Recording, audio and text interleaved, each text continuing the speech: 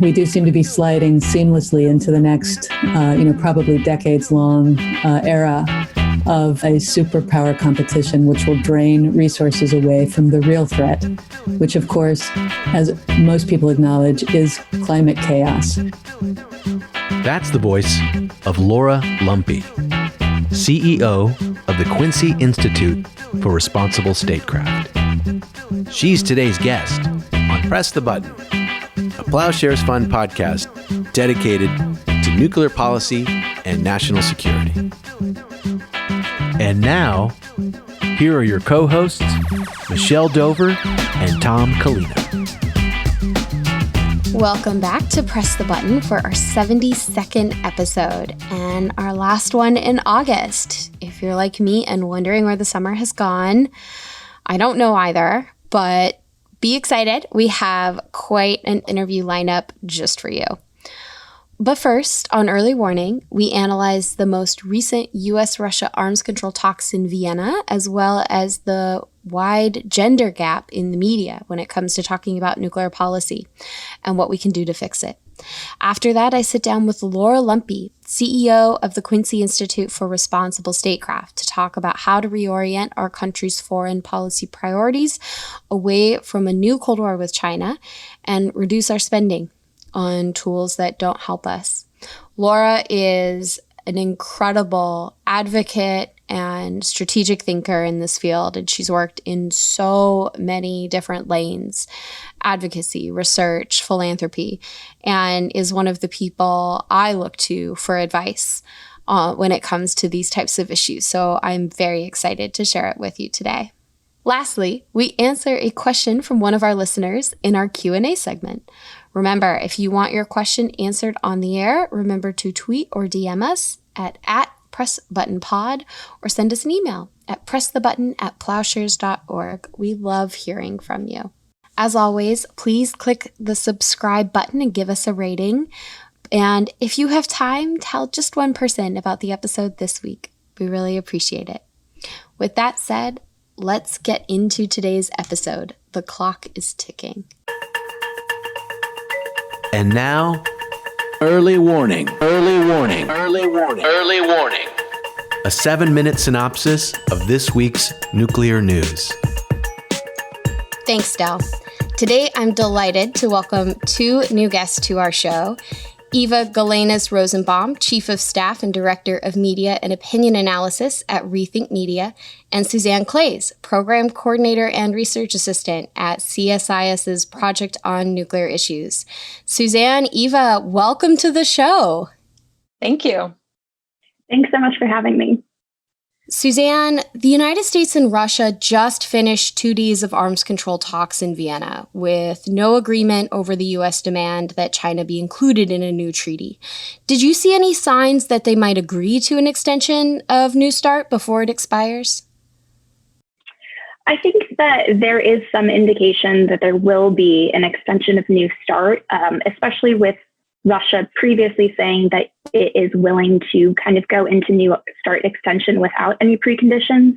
The U.S. has kind of turned that back and said that the ball is in Russia's court and has laid out a couple different terms, one of them being that China is included in the conversation. But it also kind of looks like they're walking that back maybe just a little bit and saying that it's possible that they will extend New START with Russia, work on that bilateral, and then create a framework in which China could then be brought into. So I think that it is very possible to get an extension, especially within an election cycle. I think that that would be a great look for the Trump administration to bring in an extension of New START as kind of an indication of good foreign policy objectives. What should we keep in mind when we're considering an extension of New START or any new arms control treaties? It's a great question. One thing to keep in mind with an extension of New START or any new arms control agreement is that specifically with an extension, it will give us more time to negotiate a more comprehensive deal with Russia to include the concerning exotic systems that the U.S. is really focused on right now. However, an arms control agreement and treaty can only cover what it was meant to cover. So we can't just tack on new countries, and we can't just tack on new concerning items. We have to kind of recreate an agreement and a treaty that focuses and encompasses those from the get-go and not just jam on other things. So in looking forward towards new arms control agreements, we have to be keeping in mind that we're kind of in a new competitive security environment, and future arms control agreements are really going to need to adapt from what we previously had to consider things like, how do we do arms control in the competitive framework? What is the US's role in the international system? How can disputes of compliances be resolved without a treaty completely collapsing or countries pulling out of them? What is the scope and structure of new arms control agreements? How are we encompassing new and emerging technologies such as hypersonics or artificial intelligence? What are new ways in which cross-domain complexities like cyber and space are going to play into it? How do we ensure compliance and verification in a weaponized information environment? We kind of live in this post-truth conspiracy fake news era where disinformation is rampant. So how are new agreements going to account for disinformation risks and then distinguish credible information?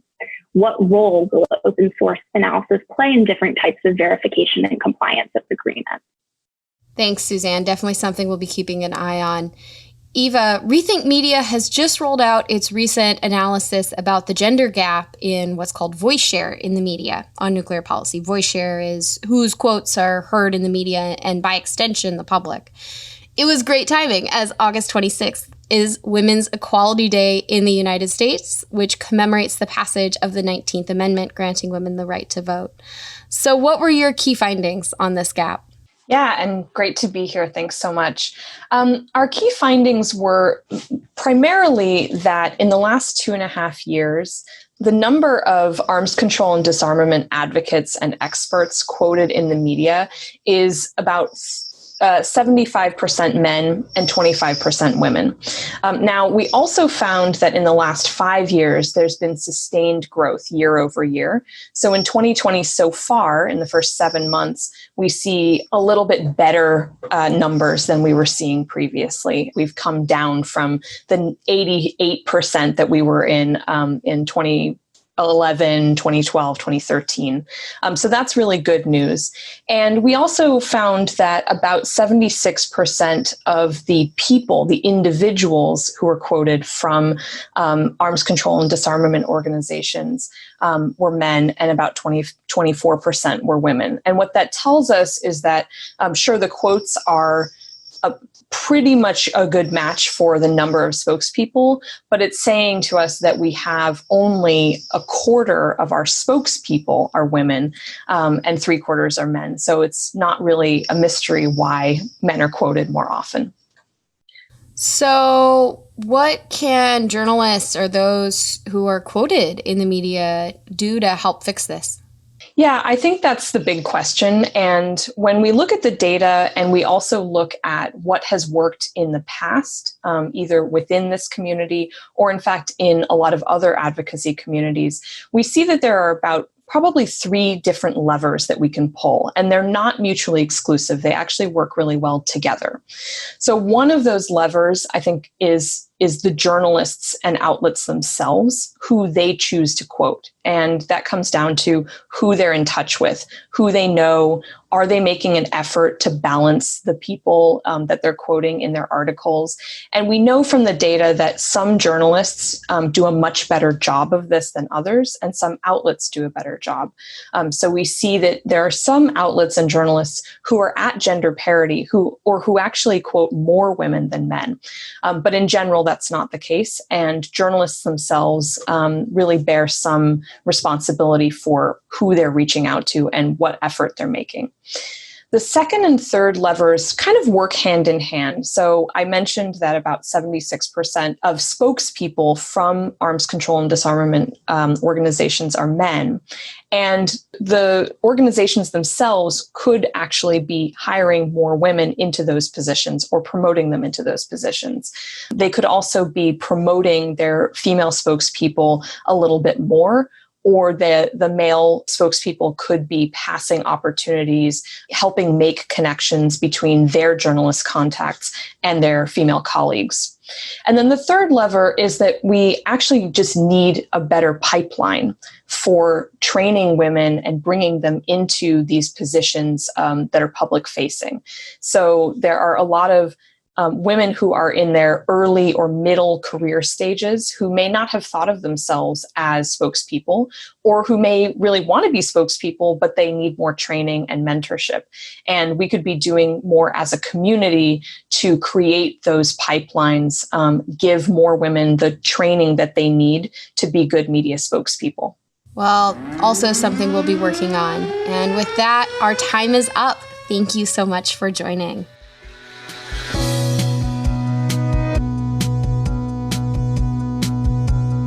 Joining me today is Lora Lumpe, CEO of the Quincy Institute for Responsible Statecraft. Lora has a decades-long track record moving the conversation on the effects of hypermilitarization, including arms sales, military aid, child soldiers, landmines, and gun running. Her career spans philanthropy, advocacy, research in the U.S. and abroad, and she has worked on or led a half-dozen humanitarian disarmament campaigns, from chemical weapons to cluster munitions. Her books include Running Guns, The Global Black Market in Small Arms, Small Arms Control, Old Weapons, New Issues, and The Arms Trade Revealed, a guide for investigators and activists. Lora, I am so thrilled to welcome you to our show. Thanks, Michelle. I'm thrilled to be here. Let's get right into it. So on top of the pandemic and recession, the United States is facing a huge set of foreign policy and national security crises, including a 20-year-long global war on terror that seems to be moving towards a new Cold War with China. How do we get out of this trajectory? Yeah, Michelle, that is the right question. We do seem to be sliding seamlessly into the next, probably decades-long era of a superpower competition, which will drain resources away from the real threat, which, of course, as most people acknowledge, is climate chaos. So what we think we really need to do is take down the military-industrial complex and clear the way for the green industrial complex. Unfortunately, as you know, efforts to challenge the strongest lobby in the country, the military-industrial complex, we don't yet have the power to do that. But I'm hopeful that with the rise of the forces that are seeking to meet the crisis we're in right now, I'm hoping that those forces can be aligned with the forces that are trying to minimize or reduce the excessive expenditure on weapons platforms that we don't need, that are designed for conflicts of the past, and that the Green New Dealers can align with the people who are trying to cut military spending and align with forces who have a stake in us not heading into a period of hostile relations with China. And there are plenty of forces in that latter category that have a lot of very direct interest in heading off a souring of relations. That's everybody from, of course, business interests to universities who count on Chinese students studying in the United States, to the environmental groups for whom cooperation with China on combating climate is essential. Not to mention, I left out also, of course, the Chinese American diaspora. There are lots of people in this country for whom a new kind of McCarthyist period aimed at China would be personally devastating from a family and a historical point of view. So if we can bring together the forces that have a real clear and vested interest in fighting the Cold War and in helping realign our economy, we think that's the way that we challenge, that we head off this slide into a new Cold War with China. So what should the U.S.'s approach to foreign policy be? What does responsible statecraft look like? Right. Well, to us, responsible statecraft means a foreign policy where war is the exception and peace is the norm. So if that's what you're aiming for, if you're aiming for peaceful engagement with the rest of the world and cooperation, you build for that. That means, we need to really right-size the military budget. We need to right-size military presence in the world. And we need to really step back and let our partners in various regions take the lead in their own diplomacy and be supportive, but not be dictating it by being so dominant, militarily dominant in the region that we distort the balance, the regional balance. So for us, what we're first and foremost trying to do is pursuing a foreign policy based on a framework of military restraint. When you talk about restraint, I know a lot of the questions that come up around it, just especially in this era where we are in the midst of a decades-long war. What does it mean to have allies? How do those fit into it? And what is the U.S. relationship with them when so much of it has really been based on our military power? So most of those alliances, as you know, are 70, 75 years old. They date back to post-World War II, kind of dawn of Cold War era. So clearly we need to honor our treaty alliances right now. But I think questioning whether these go on forever and whether the stationing of U.S. forces in various regions of the world is something that makes sense in perpetuity, I think is a very fair question. It's one that's being asked both on the right and the left. And of course, Quincy Institute is comprised of folks from both conservative and really progressive leanings who are disconcerted by the fact that we've been building for war and conducting war nonstop now for the past 20 years. And so we recognize the importance of partnership and of cooperative relations, but the question really is whether we need to be leading with, for instance, in Europe with NATO, or rather leading primarily with OSCE and non-militarized approaches that bring the countries of the region together. And then, really questioning whether alliance structures that were built for the Cold War, for an effort, to contain a aggressive global ideology, have any relevance today. So what does this mean then? Like, what would it look like in practice in the Middle East, for example, if the U.S. were to adopt these policies? In the Middle East, we would have a report that just came out that suggests that the best thing the United States could do is really step back, end the military involvement in Syria, Iraq, Afghanistan, offshore, pull out militarily, reduce greatly, and work toward pulling out militarily from the region in a coordinated manner with our friends that allows for the states of the region to take responsibility for their own regional relationships and to allow for an architecture to develop that they develop and that we support. So perhaps it would be something like an OSCE starting perhaps in the Persian Gulf or an ASEAN-like forum where the countries of the region learn that they have to deal with each other, that they can't work through the United States and in effect have the U.S. do their bidding for them. So, and you've already mentioned this, looking internally in the U.S. in order to right-size the departments and agencies and tools we have at our disposal to fit those types of policies, it's going to require cutting the defense budget and reorienting a lot of those priorities. What have you learned in your career and in your time working on the arms trade and militarization about what is needed in order to make those cuts? Right. Well, obviously, it's still a work in progress. I mean, I think what I've learned, Michelle, more than anything, for the last decade, actually most of my career, I've been working through Congress. So working to try and effect changes through legislation to impact military policies, including budget, military spending, et cetera. And I think what I've learned is that it's constrained by politics, of course, and the politics is shaped by, I think, our cultural awareness or fixation with militarism. So for me, and part of the reason I'm so excited to be at the Quincy Institute is that I see Quincy as a narrative change, an idea changing project, but also a narrative change project. It's really working through aggressive use of communications to try and push back and challenge these ideas of a sort of normalized U.S. military domination of the world and to really question Why does the U.S. have to dominate every region of the world? Why does the U.S. have to have more aircraft carriers than the rest of the world combined?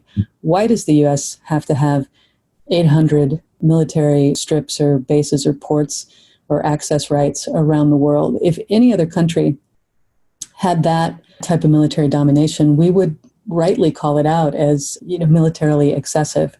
So I think helping try and challenge the air that we breathe and the water that we're swimming in terms of this acceptance of this abnormal level of militarization is most important to succeeding in changing the politics and changing what's considered acceptable on Capitol Hill.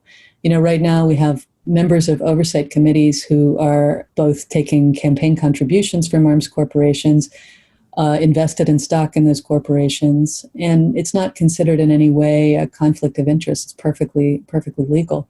We need to help the American public see how much of the burden of this massive military expenditure is coming out of their pockets, and really help them see that this is not an acceptable status quo. And until we start challenging that more effectively in mainstream media, in culture, film, TV, et cetera, I think that the politics is not going to shift. You mentioned that Quincy is, playing this really unique role and looking at, what's needed in terms of the narrative, in terms of the data to change that thinking. Tell me a little bit more about how Quincy works. And it's a new think tank that's really made quite a splash here in DC and is putting out some remarkable research. I'm curious to hear more about what you have planned.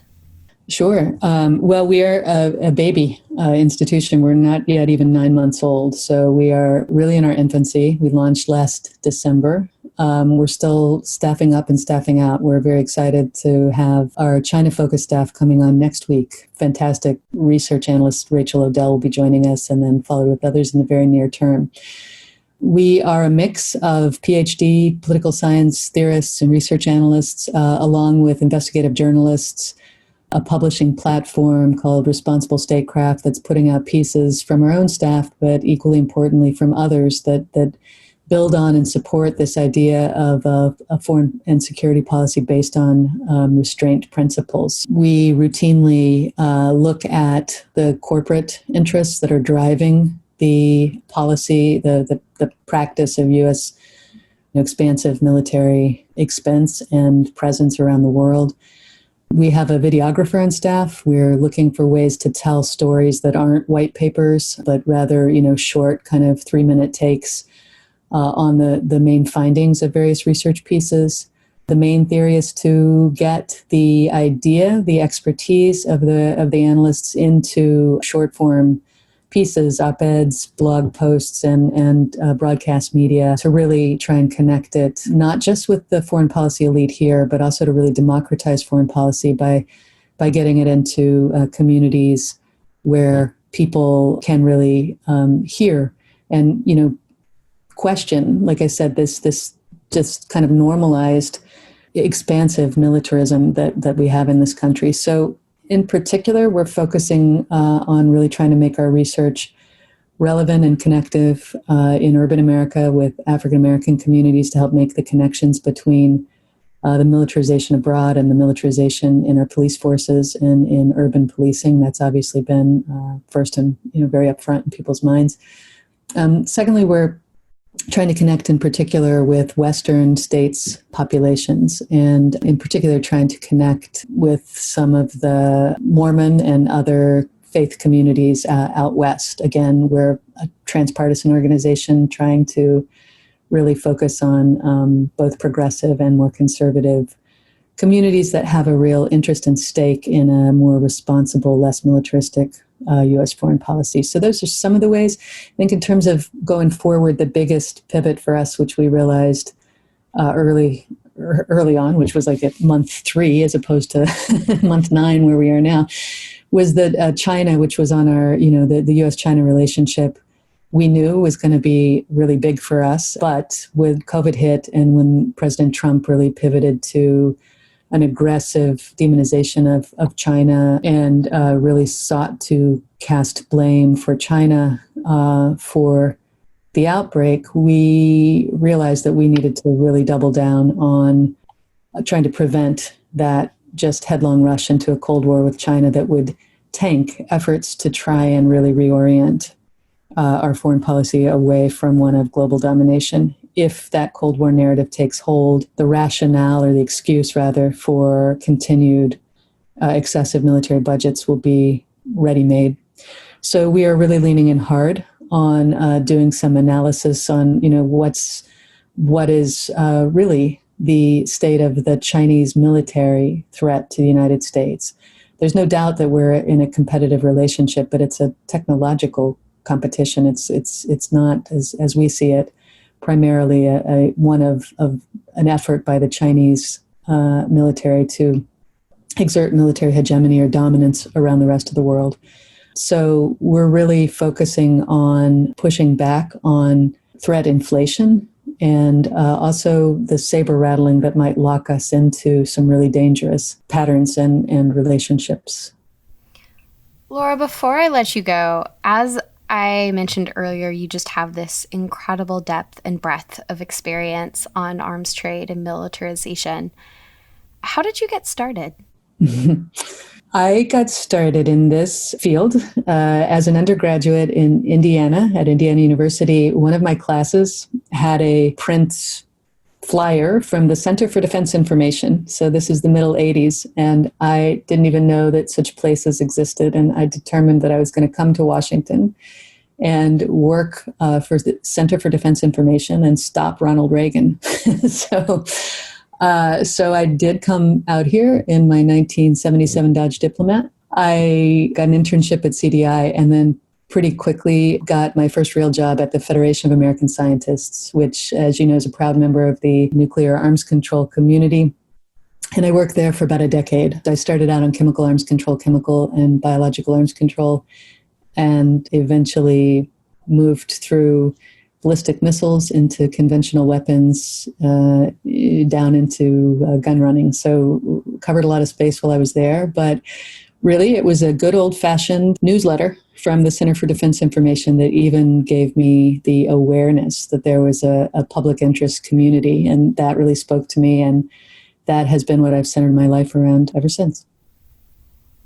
Oh, thank you for sharing. And I, for one, am so glad you're in this community. I know you've been just an incredible strategic partner in our work. And I am so glad that you have these big plans ahead for Quincy. So we hope to bring you back on the show soon. Well, thank you, Michelle. And thank you to Plowshares for all that you do for the community writ large. And I couldn't be happier to be part of your community.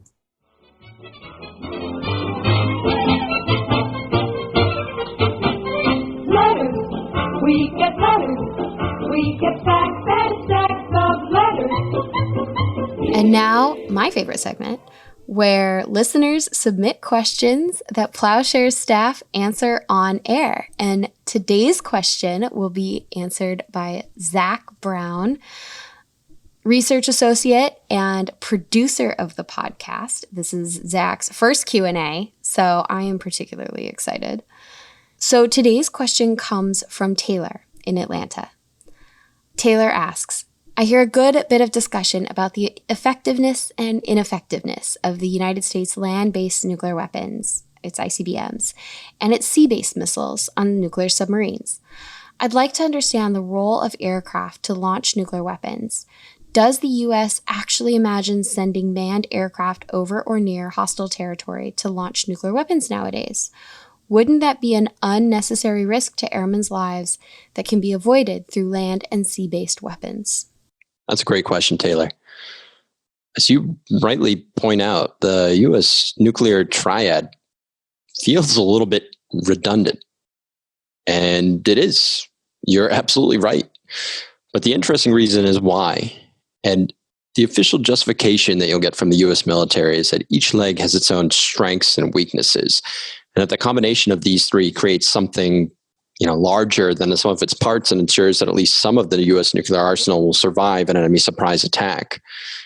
I should say that some of this justification is bogus and was created after the fact. All of this thing with the neat overlaps and complementing features. Yeah, none of that is necessarily predetermined. The truth was a lot messier. And the reason that we have a triad today has probably more to do with things like inter-service rivalries and budget fights than, some nuclear version of intelligent design. But at any rate, for the bombers, you can imagine their weaknesses. For starters, they're slow, at least compared to a ballistic missile, which might take 30 minutes to get halfway around the world. A bomber could travel that, but it would take hours. They're also way easier, as you point out, they're way easier to get shot down than an ICBM. You can shoot them down with land-based missiles. You can shoot them down with enemy airplanes. And given that each carry live human beings, it's not a great thing when they are shut down. But they do have two strengths. And the first has to do with signaling. So bomber deployments are often meant to be visible. In January 2018, when the Trump administration wanted to rattle the nuclear saber at North Korea, it did so by sending nuclear-capable bombers to Guam. This is a message-sending capability that you can't match with ballistic missile submarines, which, by the way, are supposed to remain hidden, or are land-based ICBMs in silos in Montana. The second strength that they have is flexibility. Yes, bombers can take hours to reach their targets, but that also means they can be recalled if the situation changes. You just cannot do that with an ICBM. Once it leaves its silo, there is no cancel button, and it's virtually guaranteed to explode over its target. So really, for that second reason, the flexibility, it's for that reason that people who oppose the triad, they generally support keeping the nuclear bomber. Yes, they're slow, but in a way that also makes them safe. At any rate, the U.S. Air Force is going to keep them around. They're building a new nuclear bomber, the B-21 Raider, and it's expected to enter service sometime in the next, 5 to 10 years. And when it does, that thing could stick around for decades. Another week, another question. Thank you, Zach, and thank you, Taylor.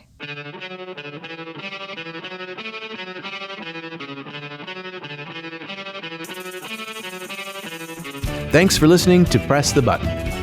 This podcast is produced by Delphine Vigil, Zach Brown, Derek Sender, and Will Lowry. Sound design by Derek Sender. Audio engineering by Derek Sender and Will Lowry. Our theme song is by Lyrics Born and the Poets of Rhythm, sampled with kind permission.